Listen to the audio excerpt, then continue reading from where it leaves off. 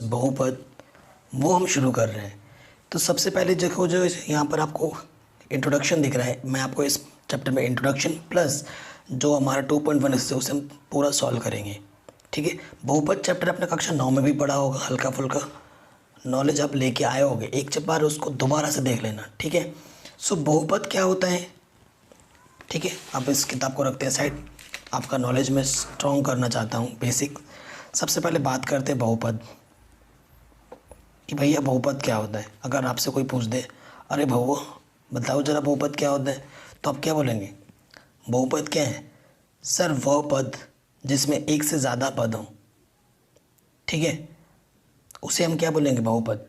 एक से ज़्यादा जब पद हों तो उसे बहुपद बोलेंगे। उदाहरण के तौर पर जैसे मैंने यहाँ लिख दिया 2x+7, तो इसमें दो पद हैं तो ये बहुपद है। और एक लिख सकता हूँ मैं जैसे कि ये 3x-y+2, तो इसमें तीन पद हैं तो ये भी एक बहुपद है। बहुपद और समीकरण में अंतर है। ठीक है, अगर ये बहुपद है, अगर इसी को मैं इक्वल टू 0 कर देता, इक्वल का निशान लगा दोगे, बराबर का निशान लगा दोगे, तो वो समीकरण बन जाएगा।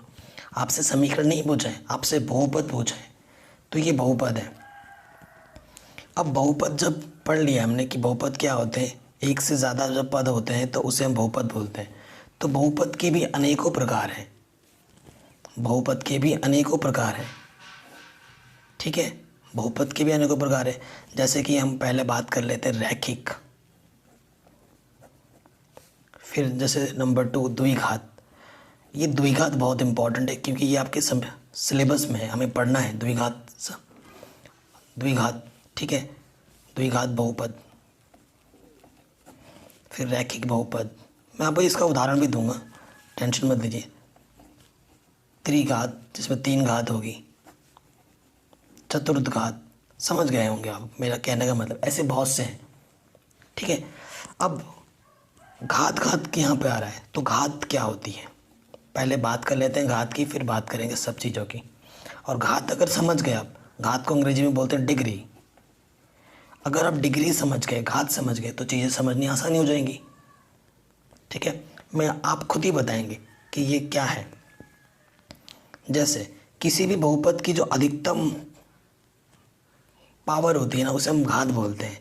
जैसे मैं उदाहरण के तौर पर समझाऊंगा क्योंकि उदाहरण से चीज़ें समझ में आती हैं। जैसे मैंने यहाँ लिख दिया 3x+2, और यहाँ पर मैं लिख देता हूँ 4x³ + 2, और एक मैंने लिख दिया 7x², 4x + y, ये लिख दिया मैंने। तो देखो इसमें x हमारा क्या है?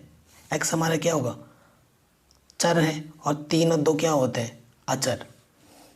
आपको चर और अचर के बारे में भी पता होना। चर क्या होते हैं? जैसे x, y, a, b, ये सब हमारे क्या है? चर हैं। और अचर क्या होता है हमारे पास? अचर हमारे पास क्या होते हैं? जैसे कि 3, 2, 100, 500, -1, -2, ये सब हमारे क्या है? अचर। ठीक है, सो हमें चर में देखना है, चर की पावर देखनी है ऊपर। इसकी पावर कुछ नहीं है तो 1 है, तो जब 1 होता है तो उसे हम बोलते हैं रैखिक। ठीक है, जिसकी घात 1 हो उसे हम क्या बोलते हैं? रैखिक। इसकी x की घात अधिकतम कितनी है? 3, तो ये क्या है? त्रिघात। त्रिघात बहुपद, ये रैखिक बहुपद है, त्रिघात बहुपद है। अब देखो यहाँ x की घात कितनी है? 2 है अधिकतम, तो ये क्या है? द्विघात। द्विघात बहुपद है ये। तो अभी तक हमने क्या पढ़ा कि बहुपद क्या होता है? दो से, जब किसी में जब 2 से 1 या 1 से ज़्यादा पद होते हैं, 2 या 2 से ज़्यादा पद होते हैं, तो उसे बहुपद बोलते हैं। बहुपद के अनेकों प्रकार होते हैं, रैखिक बहुपद, द्विघात बहुपद, त्रिघात बहुपद, चतुर्थ घात, पंचम, छह, ऐसे चलता रहता है। घात क्या होता है? हम देखते हैं जो चर होता है, चर की अधिकतम घात देखते हैं। तो ये जैसे 1 है तो ये रैखिक बोलेंगे, 3 है तो त्रिघात बोला, 2 है तो द्विघात बोला। ऐसे ही अगर 4 होता है तो मैं चतुर्थ घात बोलता। ठीक है, 5 होता तो पंचम बोलता। ऐसे चलते रहते हैं चीज़ें। ठीक है, अब एक बात आती है शून्यक की।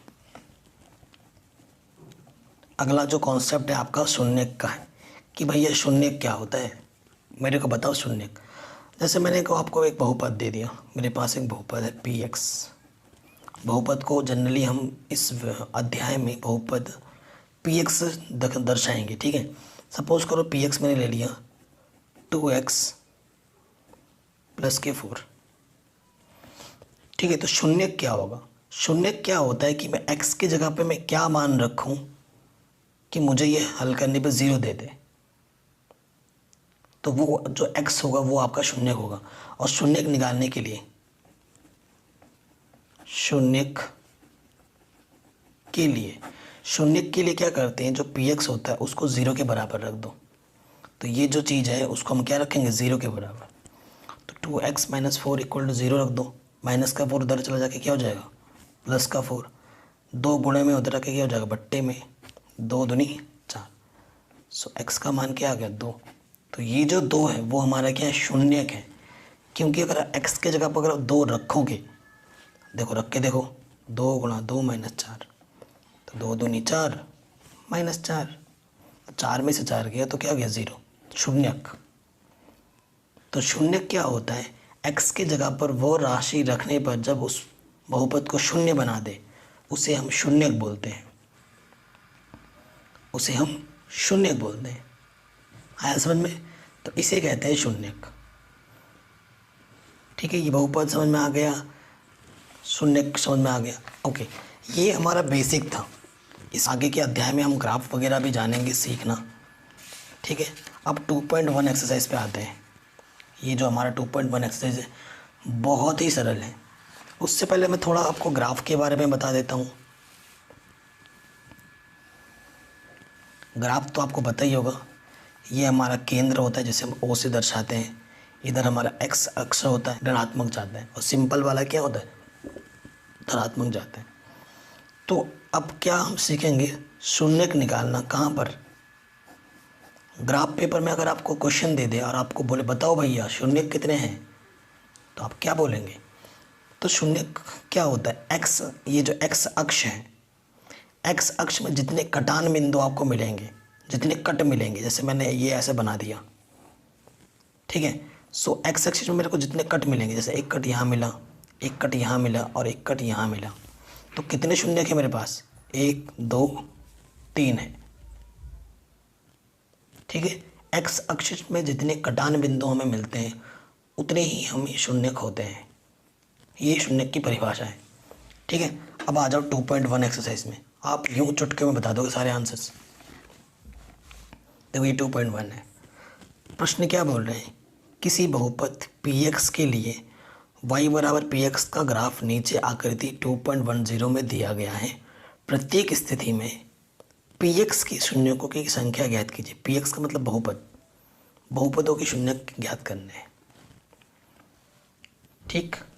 सो देखो सबसे पहले चीज़, ये x एक्सिस है, यहाँ पे कोई कटान बिंदु मिला मेरे को नहीं, y में मिला है मेरे को, तो इसमें शून्यक कितने हैं, 0 है ही नहीं वो शून्यक, क्योंकि x पे कोई भी कटान बिंदु नहीं मिला है। इधर आओ, यूँ ऊपर जा रहा है, यहाँ पे कटान बिंदु मिला, सिर्फ एक मिला, तो यहाँ कितने शून्यक हैं, ओनली 1, इकलौता है, एक है। इस पे कितने हैं, 1 2 3, तो इसमें 3 शून्यक हैं। इस पे आ जाओ, 1 2 कट मिला, तो इस पे 2 है। इस पे आ जाओ, 1 2 3 4, इस पे 4 मिले, ठीक है। इस पे आ जाओ, 1, और यहाँ पर एक बिंदु बच होके जा रहा है, 1 2 3, इसमें कितने हैं, 3। बड़ा आसान था, हमने आराम से कर लिया, इजी था ना। ऐसे क्वेश्चन आपका 1 मार्क्स में पूछा जा सकते हैं। तो आज के इस वीडियो में हमने बहुपद के बारे में सब कुछ सीख लिया है। 2.1 एक्सरसाइज भी ख़त्म हो गई। वीडियो अच्छी लगी हो तो लाइक कर दो, अपने दोस्तों के साथ शेयर करो, कमेंट करके ज़रूर बताओ आपको वीडियो कैसी लगी और आपको नेक्स्ट वीडियो किस पर चाहिए। लिंक मैं दे दूँगा बाकी वीडियोज़ का डिस्क्रिप्शन में, आप जाके देख सकते हैं, सीख सकते हैं। सब्सक्राइब करके अपना प्यार ज़रूर दें। वीडियो देखने के लिए थैंक यू सो मच।